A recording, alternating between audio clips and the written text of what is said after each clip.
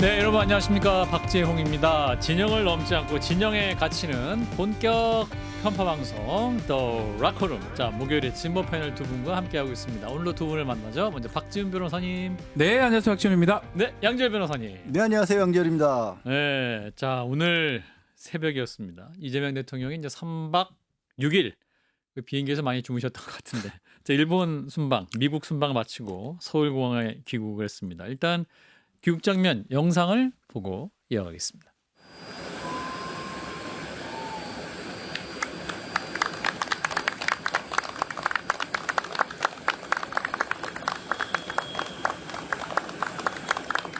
예, 자 일단은 자 이번 해외 순방에 대한 자 두 분의 평가를 한번 들어볼까요? 100점 만점에 99점을 주고 싶습니다. 99점. 왜냐면 상황이 너무 어려웠거든요. 상황이 어려웠다. 근데 뭐 자꾸 선방 이렇게 얘기하는데 네.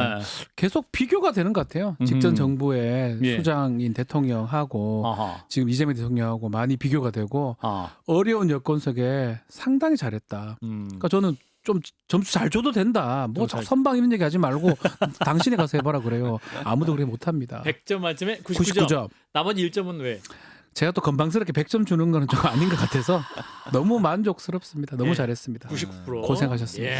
사실 양변호사님. 이제 해외에서 있었던 일에 관해서는 저도 뭐 많은 점수를 주는 게 네. 낫지 않나 싶어요. 이건 왜 그러냐면 갑자기 이제 이 성과를 두고도 이전부터 나가기 전부터도 그런 얘기가 있었고 가서도 못되다 뭐 이런 막 비는 듯한 그런 분위기가 있었잖아요. 사실 트럼프 대통령이 갑자기 이 정상회담 앞두고 SNS에 엉뚱한 얘기를 쓰는 바람에 그게 긴장을 해야 마땅한데 거 봐라 너 트럼프가 혼내줄 줄 알았다 뭐 이런 반응들이 국내에서 일부 예. 있었지 않습니까? 맞아요.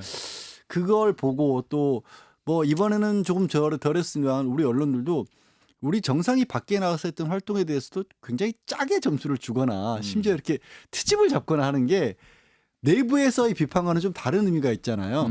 그러니까 그런 내용들이 나온다는 게 다시 또 그 해외에 알려지게 되면 그게 우리 국익에 도움이 될 것인가라는 생각을 매번 했었거든요. 네. 그래서 좀 박 변호사 말 맞다나 이번에 뭐 여러 가지로 잘하기도 했었고 앞으로도 그런 분위기가 좀 있었으면 좋겠다 싶기도 해서 그 말씀 드렸고요. 그러려면 일단 대통령도 약속을 하긴 했습니다. 네. 3박 6일로 기자들 데리고 가지 마세요. 아니 너무 대통령도 네. 너무 고생시키니까 앞으로 안 그러겠다고 얘기하셨잖아요. 아, 예. 웃자한 얘기입니다. 기자들도 막 깔깔 웃고 네. 또 기내 분위기 되게 아니 좋았던 것 아시지만 같은데. 네. 언론사의 기자들이 네. 대통령 해외 순방 전용기 타고 간다는 거 얼마나 좋죠, 사실은. 정말 이제 평생의 그 뭐 가오 아니에요. 한번 근데 올까 말까. 예, 내가 근데- 말이야 그때 말이야. 수잔 내가- 라이스 옆에서 말이야. 트럼프랑 말이야. 근데 요즘 대통령실 출입 기자들이 잘못하면 이진 보내게 생겼대요. 아, 왜요? 힘들다고. 너무 힘들어서. 네. 아, 그렇군요. 네. 사실 대통령실 근무하시는 분들도 많이 힘들다고 그러긴 하는데 자 어쨌든 잘 끝났다라는 점 앞으로의 과제를 또 잘 해결하는 그런 또 숙제가 남아있긴 한 것 같습니다. 저희 또 한판 승부에 보수 패널 몇 분 계시는데 네. 마이크 꺼진 상황에서 윤 전 대통령보다 낫더라 그러면서 이제 뭐 그런 얘기 하시는 분 있긴 했었어요. 자 일단 앞으로 남은 과제 다행이네요. 예. 또 잘 해결할 수 있길 바라겠습니다. 자 국내로 이제 가보겠습니다. 자 어제 법원이 한덕수 전 국무총리에 대한 구속영장 기각을 했습니다. 법적 평가 관련해 다툼의 여지가 있다. 뭐 이런 것인데 자 서울구치소를 나서는 한 전 총리의 모습 영상으로 보고 이어가겠습니다.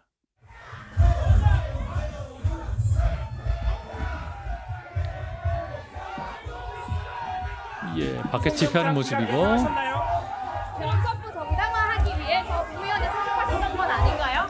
선물로 받았는데 왜 안 받았다고 하셨습니까? 대원 문건 보는 모습까지 확인됐는데 내란에 공표하신 건 아닙니까? 계엄 당일 추경호 의원과 통화한 내용이 뭔가요? 구속은 일단 했는데 사고 수사에 적극 응하실 계획이십니까? 예, 기자들이 그래도 기다린 다음에 그냥 질문을 뭘 해야겠다 명확하게 알고 있었네 이분들이. 그래서 그냥 탁 질문을 했는데 한덕수 전 총리는 묵묵부답하고 이제 빠져나갔습니다. 자, 무슨 생각을 했을까요? 이게 좀 기각이 됐습니다. 예, 예. 아마 겁은 많이 났을 거예요. 겁은 많이 났지만 일단은 기각 이유 중에 가장 큰 거는 일부는 좀 입증이 안 됐다. 법적 다툼이 있다. 그 대부분은 제가 좀 이렇게 표현하면 될지 몰라도 다 얘기를 해버렸어요. 자백이라 그러죠. 본인이 나머지 범죄들은 다 다 인정을 해버리고 더 상세하게 설명해 버렸기 때문에 네. 그 부분은 증거인멸이 없는 거고 첫 번째 그 내란 아주 중요한 범죄는 네. 부작위범인데 부작위범이 사실 쉽지가 않아요. 이런 걸 해야 되는데 안 했으니까 너는 내란 방조다 뭐 이런 걸로 만들어냈는데 그 부분이 아마 좀 판사가 봤을 때는 애매하다고 본 것 같아요. 다툼의 여지가 있다. 예, 거기 다툼의 여지거든요. 그렇기 때문에 이제 풀려난 건데 사실은 겁은 많이 났을 거예요. 당연하죠. 평생 처음 있는 일이기도 그렇죠. 하고 네. 거의 구속 직전까지 갔다 돌아온 거거든요. 그렇죠, 그렇죠. 그래 뭐 아마 많이 불었기 때문에 저는 풀려났다고 생각이 드는데 불었기 예, 때문에. 많이 인정했으니까요. 인정하기도 하고. 예, 뭐 이거는 사실 구속할 필요가 없다고 본 거거든요. 그래서 이제 근데 문제는 재구속 영장 청구 가능성도 있고 저기서 끝날 것인지 또 재판 받아야 되니까 불구속 기소로 이제 시작이다 이렇게 봐야 될 것 같습니다. 양부에서 저는 사실 일반적인 사건에서는 불구속 기소가 항상 맞다라고 주장하는 사람입니다. 그걸 전제로. 하지만 한덕수에 대한 영장 기각은 우리 법원이 정말 한가하다라는 생각밖에 안 들어요. 그렇죠. 그러니까 이게 다른 범죄가 아니라 일반 형사 사건이 아니라 잡범이 아니라 내란을 둘러싼 일들이거든요. 그렇죠. 네. 그리고 한덕수 전 총리 전 권한대행이 했던 일들은 내란을 덮기 위한 일들이 많이 있었습니다. 그러니까 이 그날 밤은 조금 전에 얘기한 것처럼 국무회의 관련해서는 지금 뭐 다툼의 여지가 있다라고 차치하더라도 계엄 포고문을 허위로 만들어냈었고 그게 불법이라는 걸 인지했기 때문에 또 그걸 또 없앴었고 공문서인데 그걸 함부로 없앴었고 이런 것들이 죄목으로는 허위 공문서라고 작성을 했다라는 거지만 그게 죄목이 일반적인 허위 공문서가 아니잖아요.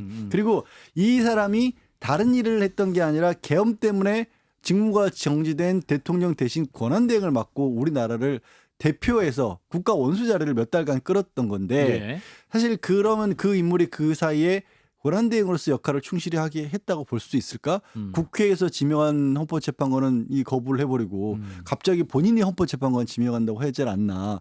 그다음에 윤석열이 체포를 거부하고 있었을 때 경호처에 대한 인사권을 발동할 수 있었는데도 불구하고 하지 않았었고 예. 오히려 윤석열 정부에서의 이른바 알박기 인사라고 볼 수 있는 사람들을 앉히다가 결국에는 본인마저도 이 탄핵 소추를 당해서 권한정지가 됐었지 않습니까? 예.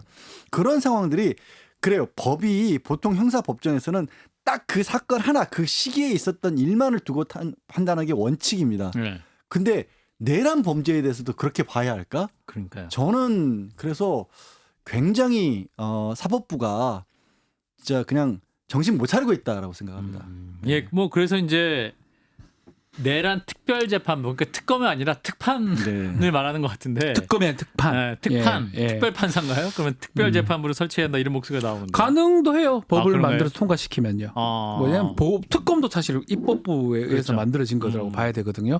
가능은 한데 뭐 그걸 하지는 않을 거예요. 시간적 부분 또 그리고 정치적인 어떤 부분 때문에 하긴 어려워 보이고 다만 한덕수가 이제 풀려났거나 아니, 풀려났다고 보기보다는 이제 구속이 되지 안 됐으니까. 않았지만 저는 그 부분이 더 크다고 봅니다.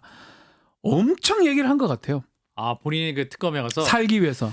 16시간 조사 받았잖아요. 그러니까 몇 번, 이게 특이한 현상이 어떤 현상이냐면 16시간 조사를 받고 압수수색이 뒤에 됐거든요. 맞아요. 반대로 돼야 되는데 그 후에 다시 또 조사 16시간 받고 그게 반복된 걸 봤을 때는 아마 특검이 원하는 말 이상을 해줬지 않았을까 추측이 되고요. 그게 영장실질심사 과정에서 많이 현출이 됐을 겁니다. 그렇기 때문에 뭐 맞아요. 그 범죄만 봤을 때 저는 지난번에 김계한 전 사령관도 똑같았어요. 위증 사건이 핵심인데 그 범죄만 보면 위증을 자백해버렸기 때문에 예. 더 이상 그걸로 얻어낼 게 없거든요. 그래서 구속하지 않았던 건데 예. 전체를 안 본 거죠. 요것만 보고 이제 지금 판사가 판단을 한 건데 아쉬운 부분이 있긴 하지만 어쨌든 간에 더 이상 구속할 필요는 없다라고 뭐 판단이 된 게 아닌가 생각이 듭니다. 그래서 일각에서는 한덕수 전 총리 변호사들이 제일 능력 있는 것 같다. 김현장이에요, 김현장. 아 김현장 형이세요? 네, 네. 본인이 김현장 소속이기도 하고. 그러니까 그 고문을 오래 했죠. 그래서 김현장 고문 시절에 막 수십억 벌었다 뭐 네. 이런 얘기도 있었긴 했는데. 그러니까 생각해 보면 이 한덕수라는 인물만큼 이른바 관운이란 게 대한민국에서 있었던 사람 넘쳤던 사람도 없지 않을까 싶어요. 총리 2번의 권한대행까지 하지 않았습니까? 그 사이에는 그 사기업이라고 할 수 있는데 들어가서 고문 역할로 돈을 또 그렇게 많이 벌어서 정말 누릴 수 있는 건 다 누린 사람인데 그런데 국민에 대한 배신을 한 겁니다. 사실은 저는 그렇게 보고 있는데 실익이란 건 박부현 사 말만대로 특별재판부를 설치한다고 해서 크게 없을 수는 있어요. 다만 저는 상징적인 조치는 필요하지 않을까라는 생각을 해요. 왜 우리가 특별검사 제도를 도입한 이유가 기존의 검찰이 하고 있는 수사를 못 믿겠다 아니에요. 사실은 못 믿겠다. 또 그전에 어떤 검찰 수사 방식과는 좀 다른 방식, 특별한 관점으로 어떤 사건을 특정 사건을 봐야 될 필요가 있을 때 특검을 설치를 했는데 특별재판부가 설치된 바는 없어요. 근데 조금 전에 얘기한 것처럼 검찰이 뭔가 잘못된 방향으로 수사를 하거나 검찰을 불신한다는 측면에서 특검이 시작됐다라고 해서 검찰 입장에서 보면 아픈 일이긴 하지만 법원은 그런 일을 겪은 적이 없거든요. 그리고 우리가 검찰 지금 개혁 관련해서도 논란이 있지만 사실 검찰이 잘못한 부분도 과거에 많지만 생각해 보면 검찰이 잘못해도 법원이 뒷받침해 주지 않으면 그거 안 되는 일들이에요. 그렇잖아요. 검찰이 제대로 된 수사를 못하고 하고 엉뚱한 어떻게 일을 벌였는데 법원이 그걸 안 받아들이면 검찰도 못했던 겁니다. 사실은 더 큰 어떻게 보면 책임은 법원에 있는 거거든요. 근데 한 번도 제대로 된 견제를 받지 않다 보니까 법원의 독립이라는 그런 이유로 무슨 구름 위에 떠 있는 존재들 같이 그렇게 여겨질 때가 있어요. 예. 제가 오늘 이제 변호사 치고는 굉장히 세게 얘기를 하고 있지만 저도 먹고 사는데 위협을 받을 거를 감수하고 말씀드리는 겁니다. 또 할 말을 하는 우리 양무현. 좋습니다. 자, 아무튼 뭐 특별재판부 얘기는 뭐 변호사 출신 뭐 민주당 의원이라든지 혹은 박찬대 의원도 뭐 SNS에 올리긴 했기는 합니다만 아주 실현 가능성은 좀 적지 않냐 뭐 이런 말씀인데 하지만 필요한 부분도 있다. 자, 권성동 의원. 이분께서 13시간 넘게 특검 조사 받았어요. 맞습니다. 자, 본인은 결백하다. 당당하게 수사를 받겠다. 이런 입장이긴 한데 당당하게 수사를 받기에는 문자 증거도 있고 이게 또 무슨 박스? 현금 상자 사진도 있다면서요. 네네. 그럼 이거 어떻게 되는 거야? 패착이에요. 사실 이 사건은 돈이 오간 겁니다. 정치인한테 그냥 돈 오가면 일단은 신고하지 않고 뭐 돈 받으면 정치자금법이고요. 그게 어떤 금원의 성격에 따라서 대가성이 있으면 뇌물 아니면 금액이 크면 특가법 여러 가지 범죄가 가능합니다. 일단 기본적으로는 정치자금법으로 지금 하는 상황인데 문제는 이게 대선 전후에 윤석열 대선 후보한테 전달됐을 가능성이 높아요. 정당하고도 크게 관계가 있고요. 통일교 그거 명단 확보하려고 압수된 것도 이거랑 연관성이 있는 거거든요. 근데 뭐 정당에서 뭐 국민의힘 정당에 막은 건데 이 상황에서 권성동이 이제 자신 있다고 가가지고 본인이 지금 다 얘기를 해버렸어요. 검사라는 거를 아직까지 또 강원랜드 사건에서 본인이 극복했다는 거를 막 믿고 있는 것 같습니다. 너무 과신했다. 과신보다는 뭐 내가 안 받았다고 하면 되지. 뭐 어딨어 돈이? 현금 뭐 계좌로 돌아? 이런 생각이 있거든요. 그래서 아마 얘기했던 것 같은데 아니나 다를까 제가 계속 얘기하잖아요. 특검은 머리 위에 있어요. 이게 뭐 어디 단독 보도가 뭐 어디 JTBC 한 게 아니에요. 상자 다 확보한 다음에 조사한 다음에 보낸 거라고 봐야 되거든요. 그래요. 그러면 권성동 진술을 배척할 만한 걸 다 갖고 있다고 봐야 돼요. 근데 막 던지잖아요. 거짓말을 하는 거고요. 권성동은 이제 영장이 청구되면 권성동 의원은 한덕수하고 달리 구속영장이 발부됩니다. 발부될 확률이 높다. 보통 이제 박 변호사 말한 것처럼 정치자금이나 뇌물처럼 돈이 오간 거는요 수사를 하기가 굉장히 어렵습니다. 그렇잖아요. 누가 흔적이 없으니까. 남들 보는 데서 뭐 돈 봉투 주고 그러진 않잖아요. 근데 그러다 보니까 이 검찰과 법원에서 이 수사를 할 때 보면 뉴스 가끔 그런 이 정치자금법과 뇌물 관련된 뉴스들 보면 뭐 누가 어디서 뭐 주는 걸 봤다 내지는 CCTV에 그날 그 장소에 왔다 갔다 두 사람이 공교롭게 이런 거 가지고도 막 몰아가서 수사를 하는 경우들 보셨잖아요. 그래서 그런 경우가 나오면 야 뭐 들어갈 때는 없었는데 나올 때 뭐 상의가 불룩했더라 뭐 이런 거 가지고 하거든요. 그런 거 하나 가지고도 불룩했다. 네, 맞아요. 그런 거 하나 가지고 수사를 하는데 그거에 비교하면 권성동 의원은 지금 너무나 많은 얘기들이 나오고 있어요. 아니 한학자 씨한테 가서 절도했다잖아요. 뭐 그런 얘기도 있죠. 지금 한학자 씨한테 이 윤영호 전 본부장이라는 사람이 권성동 의원을 만난 것 전후로 해서 보고를 하면서 권이란 말이 들어간 게 5번이나 있었다라고 하기도 하고 지금 아까 말한 현금 상자는 그 윤영호 전 본부장의 배우자가 찍어놓은 거예요. 재정국장이에요. 하필이면 또 그 사람이 돈 꺼내서 주는 사람이니까. 근데 왜 사진을 찍었겠어요. 누가 봐도. 근데 그 사진을 찍고 2시간 뒤에 여의도 중식당에서 권 의원하고 균형호가 만났어요. 그럼 만나고 잘 만남이 있었다는 얘기도 있었고 거기에 더해서 큰 거 한 장 줬다는 얘기는 이전에 또 문자 메시지로 나왔어요.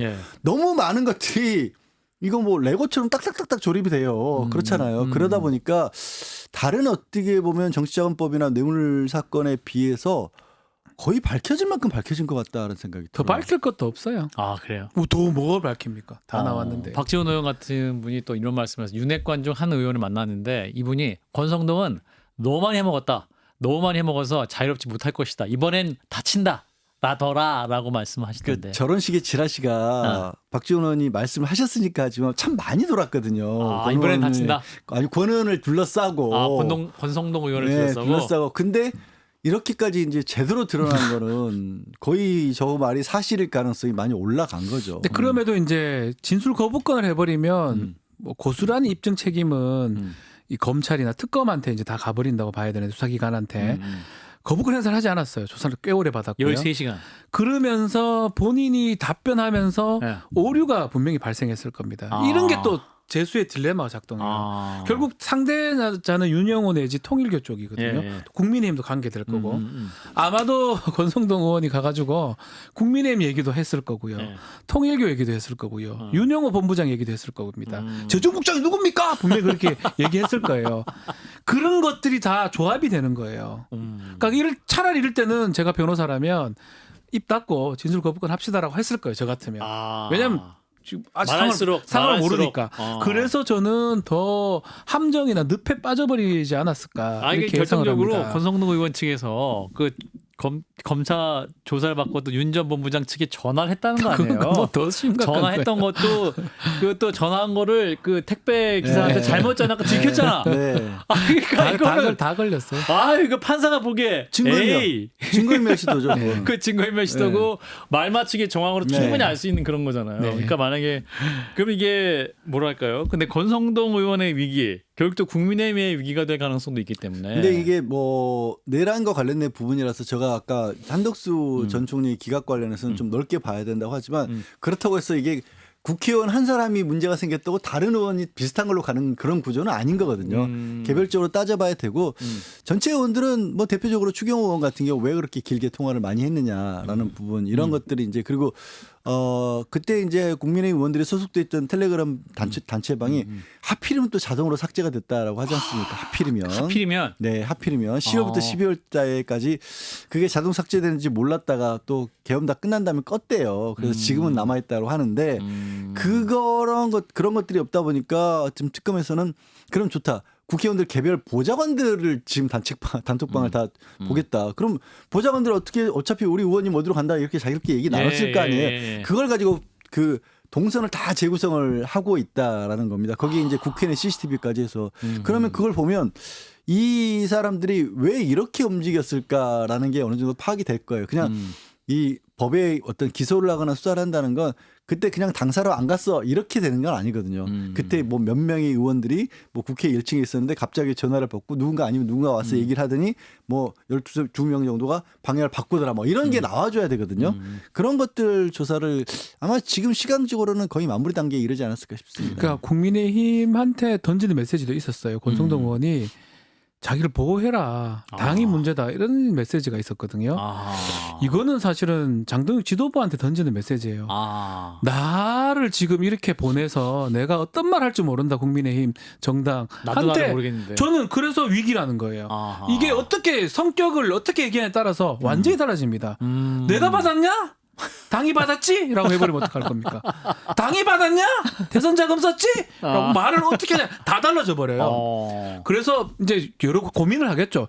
일단 안 받았다 하다가 이제 증거 나오잖아요. 예. 예, 받았어요라고 해야 되고요. 내가 안 썼어요. 그러고 하고 어디서 썼어요? 뭐 여러 가지 이제 경로들이 있어요. 그렇게 함에 따라서 어떤 범죄가 될지 앞으로 어떤 정치적 파장이 일어날지 아무도 예상 못합니다. 이분도 검사 출신이기 때문에 검사 출신이기 때문에 더 잘 알고요. 더 잘 알죠. 내가 살면 누가 죽거든요. 그것도 내가 너무 잘 죽으면 알고 남은 살지만 뭐 등등을 다 알고 있어요. 여러 가지 시나리오를 갖고 있을 예. 것이다. 근데 이제 저렇게 메시지를 던지면 네. 그럼 장동윤 이제 신인 대표 입장에서는 우리가 뭘 어떻게 하라고 이게 왜냐면 당장 할 수 있는 게 체포 동의안이잖아요. 국회의원이 넘어오면 그 150석이면 돼요. 과반이면 예, 못 막아요, 어차피. 그러니까 뭐 어쩌라고 이제 와서 당신이 좀 잘 버텨줘야지. 라고 검사 출신이잖아. 당신이 좀 잘 버텨봐. 뭐 누구를 선임하든지 예. 이렇게 갈 수밖에 없어요. 그게 이제 아마 국민의 입장에서 답답할 거고 박 변호사 말한 것처럼 저기서 저거 덜컥 대선 자금이라 그래 버리면 그럼 뭐 이제 대선 자금 국가 지원금 다 토해내야 되고 이런 일 벌어질 수도 있거든요. 극단적으로는 뭐 글쎄요 장애 투쟁하려나요? 자, 그러면 권성동 의원의 미래는 만약 구속영장이 신청이 되면 체포영장, 체포동의안. 체포동의안 본인도 체포동의안도 안 하겠다고 뭐 서명도 해가지고 뭐 그걸 떠나서 그 다 의미 없어요. 민주당이 더 많기 때문에 도로는 즉시 가결입니다. 가결. 100% 가결이에요. 그렇군요. 예. 자, 이런 가운데 특검이 지금 이제 김건희 씨의 5번째 대면 조사. 김건희 씨의 출석을 하긴 했어요. 반면 윤 전 대통령은 내란 재판 6회연속 불출석한 이런 상황. 자, 그런데 이제 김건희 씨가 진술 거부권 행사하고 있긴 한데 또 지금 그 속보가 5시에 들어온 거는 이배용 전 국가교육위원장에 대해서 압수수색을 했다라는 건데 귀금속 수수 의혹이에요. 귀금속 또 나오네요. 그러니까 이제 그 김건희 씨가 부동산 특혜 의혹과 관련해서 압수수색하는 과정에서 네. 그 이배용 그 위원장이 김건희 씨 측에게 귀금속을 건넨 정황을 포착을 해서 우리 이배용 전 위원장 또 이제 자택을 압수수색했다라는 건데 명품 귀금속 이거는 아마 수사 과정에서 드러난 것 같아요. 그러니까 시간상으로는 압수수색이 좀 늦었거든요. 아마 최근에 네. 뭐 김건희 조사를 하면서 김건희 아니면 김건희 주위의 참고인들 아니면 네. 다른 피해자들 통해서 알아낸 사실을 갖고 압수수색을 지금 한다고 봐야 될 것 같고 예. 저 정도면요 어떤 느낌이냐면 갖고 올 거예요 명품 또 들고 옵니다. 이배용 기금속이든 뭐든 아니면 뭐 줬다면 뭐 등등인 증거물을 아마 확보할 가능성이 매우 높아 보이고 예. 김건희는 이렇게 자꾸 나가 조사를 받아요. 윤석열은 지금 6회째 재판 불출석하고 있는 상황인데 수사뿐만 아니라 진술 거부권은 행사하지만 나간 이유는 딱 그거예요. 영장실질심사 너무 놀랐습니다. 모조품 이래가지고 모조품 이라는데 진품 이러니까 허걱한 거거든요. 그것 때문에 이제는 안 당한다. 다 알겠다라는 생각에 들어간 거예요. 그래서 진술 거부권 행사를 하지만 질문지가 엄청 많거든요. 그러니까 질문지는 최소한 볼 수 있다. 그렇기 때문에 끝까지 갈 거고 이제 시간은 다 됐습니다. 20일 시간이 지금 다 됐기 때문에 곧 구속 기소가 될 것입니다. 그렇군. 이배용 위원장 이분이 사실은 처음 국가교육위원장 임명될 때 친일 역사관, 네. 국정교과서로 논란이 됐던 분이었는데 근데 그 과정에서 굉장히 석연치 않았는데 아니 그 과정에 또 귀금속이 오고 갔다. 이건 여러 가지를 참 시사하네요. 국가교육위원장이 왜 금품을 제공을 했다라는 거죠. 그리고 저거야말로 또 매간매직을 의심할 수밖에 없는 그런 상황이 되는 거고 그래서 또 그러면 정말로 우리가 처음 그 최재형 목사의 이른바 이제는 진짜로 명품이 아니었어요. 그 300만 원짜리 정도는 뭐 그냥 지갑. 이제 작은 지갑 파우치 뭐 이런 지갑, 정도였던 거죠. 명품이라고 부를 수도 없는 비교하자면 이제 우리가 작은 것에 동의가 되는 동의를 하시는데 아무튼 그 영상의 말미에 보면 주르륵 면세점 가방 들고 기다리고 있었던 사람들이 있었잖아요. 그게 뭐 대통령실에서 보고하려고 서류 들고 왔다라고 얘기를 하는데 누가 그걸 어떻게 믿습니까? 대한민국 대통령실에서 그리고 대통령실에서 왜 그걸 김건희한테 가지고 와? 그것도 이상하고 세상에 대통령실에 그 서류 가방 하나가 없어가지고 면세점 종이 가방에 넣어가지고 온다고요? 아무튼 진짜 거기도 뭐가 들어있었던 거 아니야라는 생각을 할 수밖에 없고. 그러니까 오히려 이제 청와대를 바로 들어갔으면 사람 볼 일이 너무 많았고 이제 좀 받기가 불편했을 텐데 오히려 그 서초동 사저. 지하 1층에 코바나 콘텐츠 거기로 사무실로 오는 거니까 거기는 상대적으로 너무 쉬웠을 거 아니에요. 통과도 그냥 들여보내 뭐 이렇게 하고 이제 수시로 받았을 기본적으로 뭐 최근에 보도됐던 종묘에 막 들어가가지고 막 커피 마시고 막 이제 그런 것들이 이제 개의치 않는 부분도 있는 것 같아요. 개의치 않는다. 그러니까 그리고 또 그렇게 야 종묘 가서 커피 먹을 수 있네 이런 걸 보여주는 거예요. 난 다 할 수 있다. 종묘에 있는 왕이 종묘사직 뭐 이런 거 아닙니까? 저도 한번 가본 적도 없는데 거기 사실 음료수 같은 거 못 들고 들어가거든요. 생수도 어려운데 커피를 막 들고 가가지고 막 먹이고 차 막 소방차 들어가는 그 도로 안에 도로로 들어가서 차를 갖고 가고 그 모습이 다 포함된 거로 봐야 돼요. 나는 다 할 수 있다. 그러니까 다 줄 서서 근데 공적으로는 안 되니까 사적인 루트를 통해서 줄 서서 뭘 바치려고 하는 그러니까 지금 이제 이배용 하나 나왔지만 전 더 나올 제가 계속 이 자리 나올 때마다 그 얘기예요. 기금속 계속 나올 거다. 저도 좋습니다. 저도 계속 좋습니다. 나옵니다. 뭐 이러면서 계속 나옵니다. 이게 사실 종묘 얘기를 하면 정말 그러니까 뭐 그렇습니다. 자기가 권력이나 뭐 돈을 가지고 무슨 짓을 하더라도 이런 짓을 하면 안 되는 조거든요.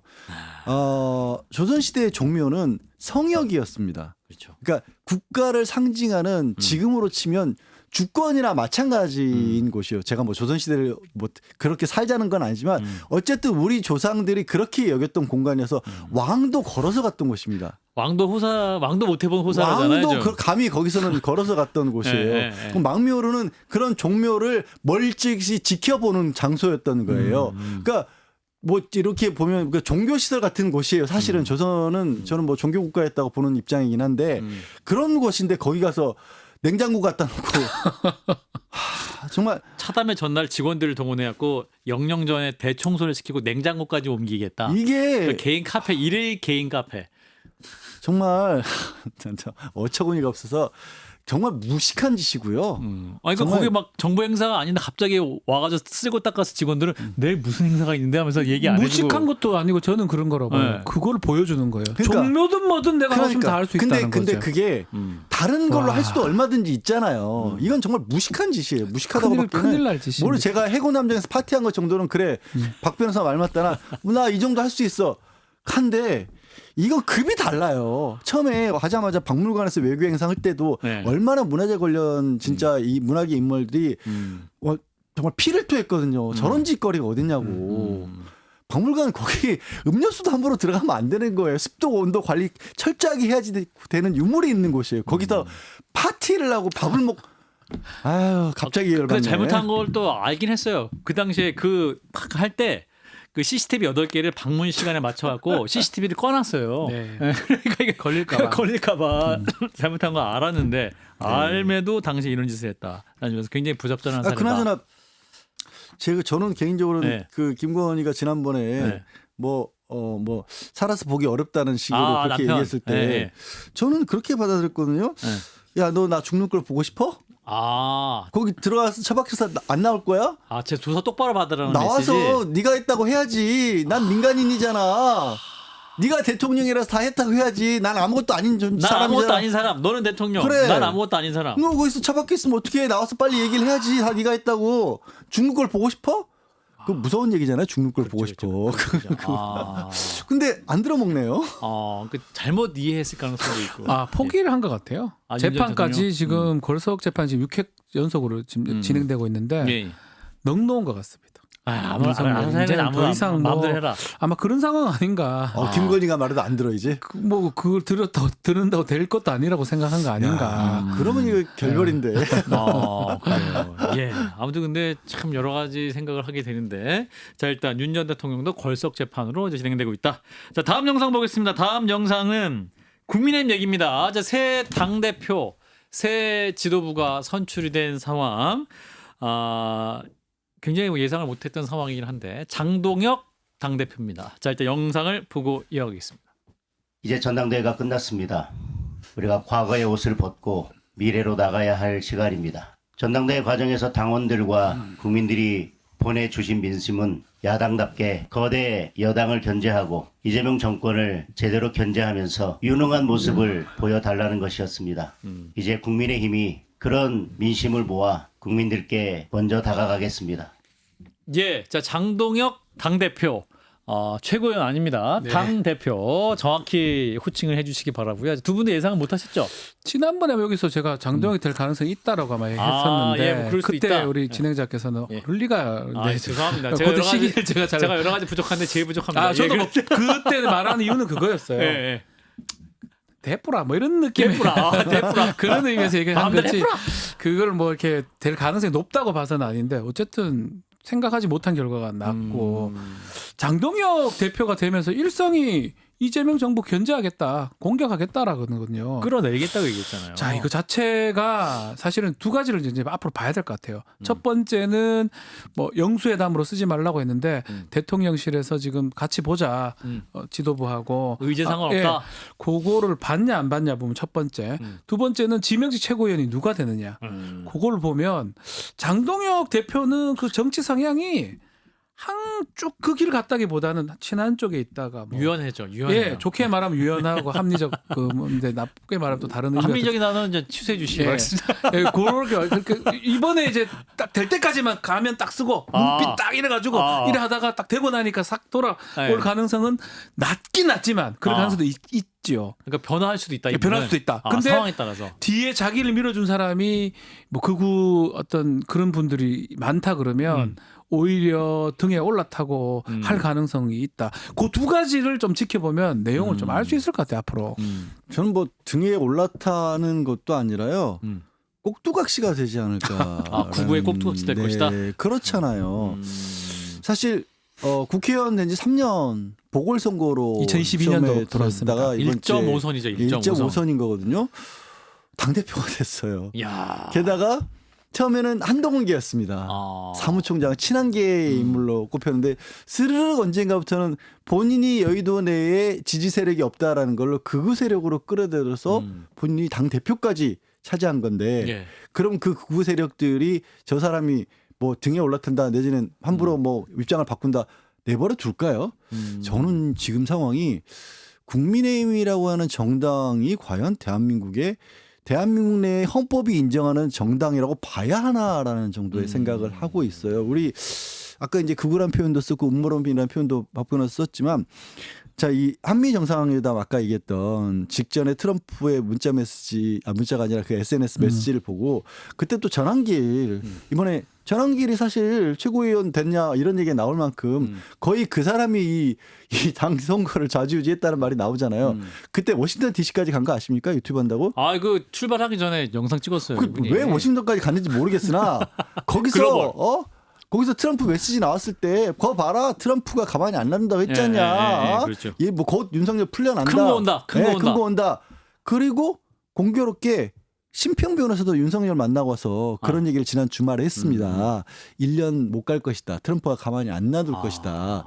이런 사고방식을 가진 사람들이 차지해버린 거예요. 이제는. 그러면 누구는 그런 거죠. 야 무슨 소리야. 그렇더라도 대한민국은 정치의 자유를 보장하고 있는 곳이기 때문에 그런 설령 그런 사람이라고 할지라도 정당은 정당이지.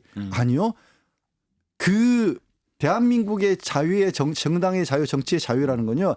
대한민국이라는 민주공화제를 인정한 다음 그 안에서의 자유인 겁니다. 우리가 도둑질해놓고 내가 이거 사유재산이고 이게 경제활동의 자유 있다고 말 안 하잖아요. 똑같은 거예요. 저는 저 정당이 어떻게 해야 될지 내부에서도 요만큼의 상식이 있는 분들은 정말 고민하고 빠졌을 거예요. 제가 특히는 뭐 국민의힘 일부 의원들도 차라리 장동혁 댁이 잘했어. 빨리 해체시켜주면 좋겠어. 이런 얘기를 본인들이 할 정도라는 거예요. 그래서 오히려 정당 해산 논의가 쉬워질 수도 있다. 그렇죠. 이런 얘기까지 나오는데. 좀 답답해요. 그나마 김문수, 그나마 한동훈이 낫지 않았나 이런 생각이 들 정도로. 김문수 후보가 평온해 보였다니까요. 예. 그 상황이 지금 만약에 뭐 좀 전에도 똑같은 얘기지만 만약에 좀 바뀐다 그러면 그나마 다행인 거예요. 대한민국을 전체를 봤을 우리를 위해 때는. 정치를 위해서. 근데 그러지 않고 말씀대로 꼭두각시 아니면 그러면 아마 한교안 대표 시절로 돌아간다고 봐야 될 것 같아요. 그때 시즌 2가 될 거고요. 예. 근데 그때랑 지금이 다른 상황이 있어요.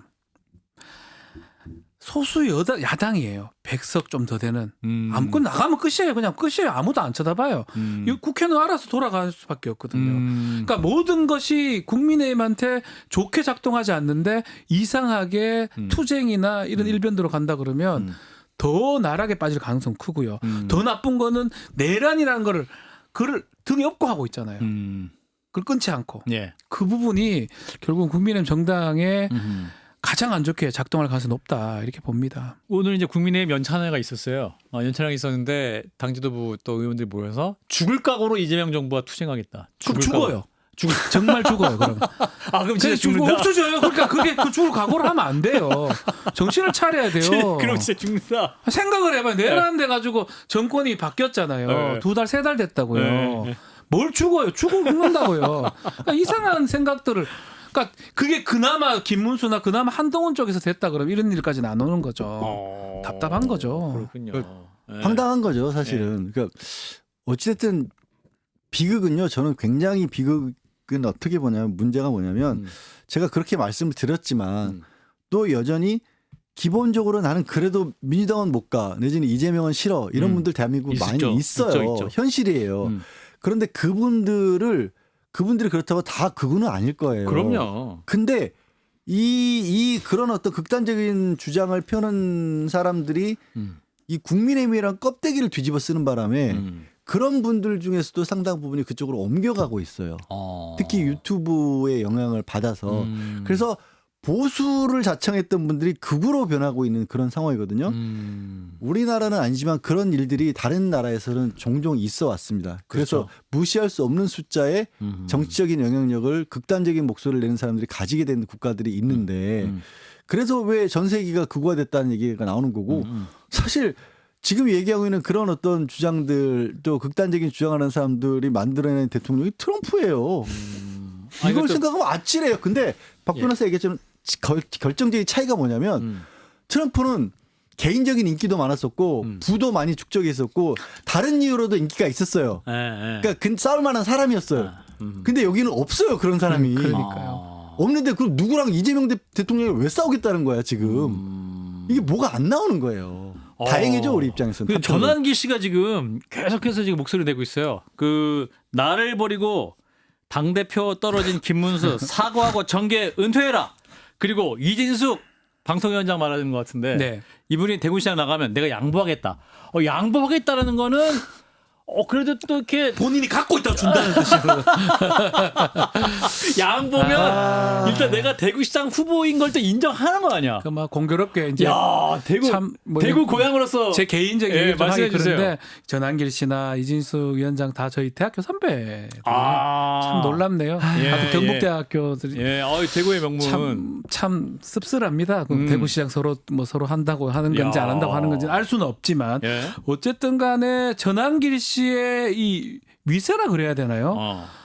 이게 가장 큰 그림자로 보이거든요. 야. 또 어제도 전한길 씨가 나 평당으로 남겠다 그러니까 장동혁 눈물이 난다. 눈물 난다. 이것도 뭐 이게 뭔 말입니까? 평당원이든 뭔 당원이든 뭔 상관이 백의종군. 뭐예요? 이 사람이 장군이었어요. 백의종군. 이게 왜 사실 그러세요? 납득하기 어려운 백의종군. 거거든요. 근데 백의종군 전한길 손아귀에 있는 정당이라는 걸 보여주는 거예요. 야. 그러니까 전한길이 아니다 하더라도 지명직 최고위원회 그 유사한 유의 사람이 된다 그러면 똑같은 거죠. 전한길이 안 되더라도 오히려 전한길의 말에 아니 전한길의 그 어떤 손짓에 왔다 갔다 하는 거죠. 국민의 정당이. 전한길 씨는 저는 사실 그렇게 생각하거든요. 정상적인 민주주의자라고 보기는 어렵다고 봐야 돼요. 네. 그 사람이 지금 정당을 왔다 갔다 하고 내가 대구시장 안 할래니까 이준석이 시켜주라. 이게 뭔 말입니까? 비슷했어요. 대구 대학 선배라서 그래요. 예. 사실 이거는 대구 본토 발음. 국민의힘이 받는 업보예요. 예. 국민의힘이 받는 업보라는 게 사실 전한길 씨가 정치적으로 어떤 위상을 여기서 제가 말하는 위상이라고 하는 그동안에 국민을 위해서 나라를 위해서 노력해 왔다거나 뭐 시민단체에 있었다거나 아니면 끊임없이 제야에서 목소리를 내었다거나 아니면 대한민국의 발전을 위해서 어떻게 보면 자기의 한 몸을 희생하면서 그런 어떤 갑작스럽게 정치권에 들어왔다고 치더라도 존중받을 만한 그런 일을 했던 분은 아니잖아요. 예. 아니에요. 근데 예. 갑작스럽게 계엄정국에서 이 역사 강사를 하다가 돌변한 사람인데 그러니까요. 그 사람을 저렇게까지 키워줘 버린 건 국민의힘이었어요. 너무나 어처구니가 없게도 그 무슨 역사 강의하던 사람들이 헌법 관련 강좌를 한다니까 판검사들이 그렇게 많이 있는 국민의힘 의원들이 주르륵 가서 그 앞에서 강의를 듣다시피 하고 있는 모습들을 자기들이 만들어낸 거거든요. 근데 왜 그러냐면 그냥 그때는 이렇게라도 우리를 지지하는 사람이 있으면 좋지. 그리고 이 국민의힘에서 어떻게 보면은 지지도가 빠지고 있는 상황에서 목소리를 내주고 있는데 더군다나 보면 이렇게 자기 지역구 가면 뭘 하든지 간에 1년 뒤에는 다 잊어먹고 나 찍어줄 거야. 이런 사람들의 정신 상태를 가지고 유지를 하다 보니까 그렇게 그냥 크는 줄도 모르고 키워줘 버린 거거든요. 근데 왜 제가 이 얘기를 하냐. 이제 이진숙 얘기를 저렇게 한다는 얘기는 뭐냐. 그 세력들이 그러면 여태까지 그 지역 차지하고 경선 나갈 필요 없이 경선만 거치면 혹은 오래 했기 때문에 경선도 안 거쳤던 그 편안하게 국회의원 하던 그 사람들 자리 둘까요? 저는 그 사람들부터 다 밀려날 겁니다. 예. 그러고 나서 땅을 치고 후회해도 소용없는 건데 그렇게 돼버리면 진짜 극우 정당이 돼버리는 거예요. 대한민국의 정치사로는 불행인 거고 그 불행을 지금 국민의힘의 의원들이 자초한 거예요. 중진들 어디 갔으며 초선원들 어디 갔어요. 아무도 이 사태를 제대로 막으려고 하지 않았어요. 목소리가 없었죠. 목소리 좀 냈던 분들은 탈당해서 민주당 들어갔죠. 자, 이런 상황에서 또 당원 게시판 논란에 대한 얘기를 하고 있습니다. 네. 오늘 한판 승부에 출연했던 김민수 최고위원이 당원 게시판 단계 논란 조사하겠다 이러는 거거든요. 이거 한동훈 대표 겨냥한 거 아닙니까? 그렇죠. 자, 우리 박지훈 변호사. 저는 항상 얘기합니다. 한동훈 지금이 대표를 기회다. 하면서. 한동훈 대표 지금 1년째 지금 기회라고 매주 얘기를. 그래도 제가 기회가- 매주 얘기를. 기회가 1년 기회 가네요. 계속 와요. 야. 근데 기회를 계속 차버려 있어요. 야. 지난번에도 정확한 스탠스를 보였어야 되는데 네. 최악을 막아달라 뭐 이렇게 해버리니까 아, 김문수 찍어라 이거였잖아요. 알 수가 없잖아요. 아. 그냥 김문수 씨가 했었어야 돼요 그냥. 만약 오히려, 하려면 오히려. 하지 말든가 해. 아예 말을 안 예. 하든가.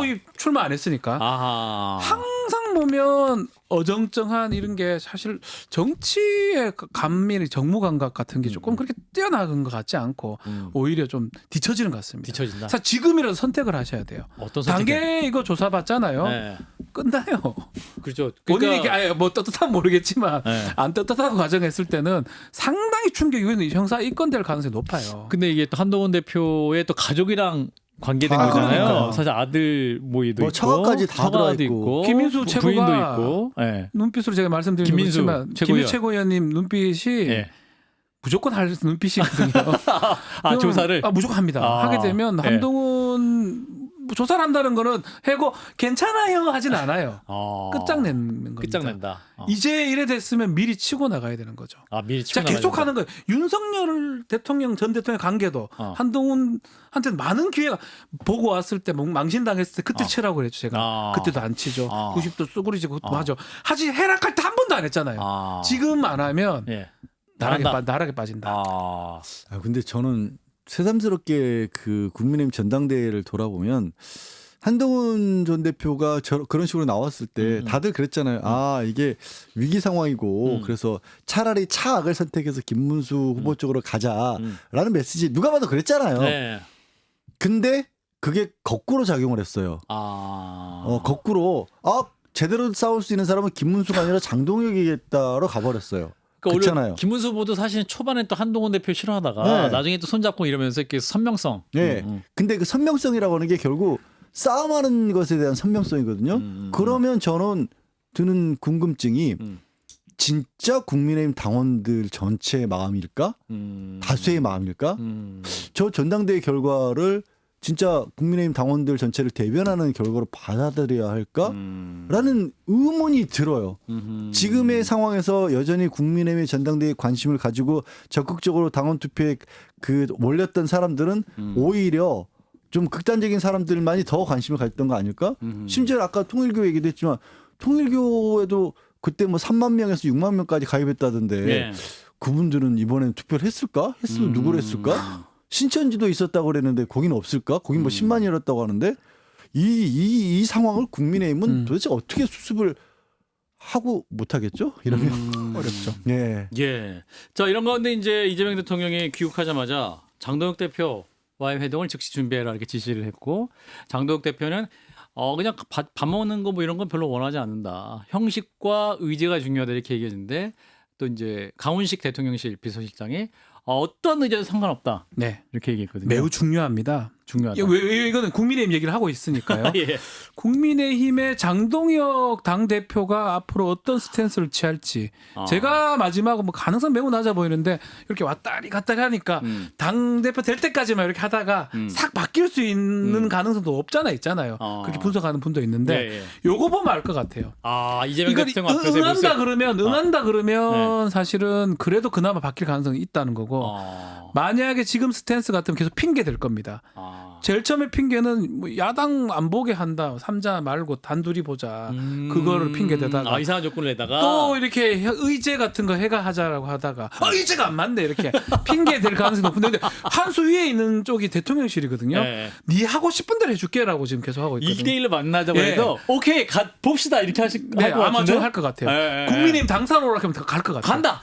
제가 봤을 때는 온나 간다. 그래서 이제 고민일 거예요. 이거를 저렇게 다 받으면 어떡할까? 내버렸을 거예요. 그래서 뭔가 이래 표현하면 좀 그렇지만 트집잡을 만한 걸 좀 만들 것 같아요. 저는 그렇게 해서 오늘 일어날 때 기분이 안 좋다라든가. 아니 뭐 예를 들어서 뭐 때문에 정치 보복 뭐 이렇게 얘기하면서 못하겠다라고 그게 아니라면 이거 사실 만나는 거고 만나는 거를 장동혁 대표를 뽑아준 많은 지지자들은 원치 않을 것 같거든요. 근데 만나는 게 맞는데. 만나는 거를 만나는 게 맞는데. 맞는데 네. 그분도 지금 딜레마에 빠져 있을 것이다. 저는 그래 봅니다. 큰일 났네. 박준 변호사가 저렇게 얘기해버린 바람에 네. 이제 만나고 싶어도 못 만나겠네. 만나세요. 제가 말하는 건 그냥 만나세요. 박 변호사가 만나면 저거 돌아선 거라고 아니야. 이렇게 얘기를 하고 있어. 박지훈 변호사 개인의 개인의, 생각을 완전 개인의 내 머릿속에. 아니다. 예. 근데 진짜 그럴 수도 있을 것 같아요. 그리고 진짜 그런 시선을 가지고 바라볼 수도 있고 네. 그러면 진짜 아까 제가 우려했던 대로 안 그러길 바라는 마음에서 드린 말씀이어서 꼭 똑똑하시가 돼버리는 거죠. 그럼 그 다음부터는 못 빠져나오는 거예요. 사실 빠져나올 이유도 없는 게 장동혁 지금 대표 입장에서는 나를 만들어준 사람들이 저 사람인데 저 사람 빠져나와요. 버릴 이유가 없고 그리고 장동혁 지금 대표도 기왕이 이렇게 됐었을 때 자기의 정치적 입지라는 게 정해져 버렸잖아요. 여기서 또 어디로 또 갈 수는 없잖아. 한동안 갈 거예요. 김문수 갈 거예요. 당 대표가 3년 만에 돼버렸어요. 그러면 어떻게 이제 꿈은 대통령이에요. 그러니까 이제는 앞으로 전진밖에 안 남은 거거든요. 네. 근데 지금 가장 막강한 지지 세력들을 배신한다? 이제는 결탁인데 문제는 그러면 지금의 상황에서 어떤 극우적인 목소리를 내는 사람들이 윤석열로 하여금 나라를 잘못된 수렁구렁으로 정말 몰고 가게 했던 개헌까지 일으켰던 뭐 부정선거를 주장한다거나 아니면 극단적인 사고를 가지고 그 이념 말도 안 되는 이념 논쟁을 벌이는 이런 사람들 내지는 뉴라이트 계열이라든가 이런 사람들이었단 말이에요. 뭐 극우 몇몇의 극우 유튜버라든가 이런 사람들 그 똑같은 사람들이 국힘을 아예 먹어버린 거예요. 그렇게 봐야죠. 예전에 국민의힘은 윤석열과는 그래도 다른 국민의힘이었거든요. 그렇죠. 이제는 다시 한번 말씀드리지만 국민의힘이라는 데가 아예 그냥 윤석열화 돼버린 거예요. 이제 당 전체가. 예. 그렇군요. 참 여러 가지로 걱정이 많은데 이제 정청래 대표와 이제 장동혁 대표가 만약에 이제 그 대통령실 초청을 받아갖고 가게 되면 같이 가면. 만나게 될 거 아니에요.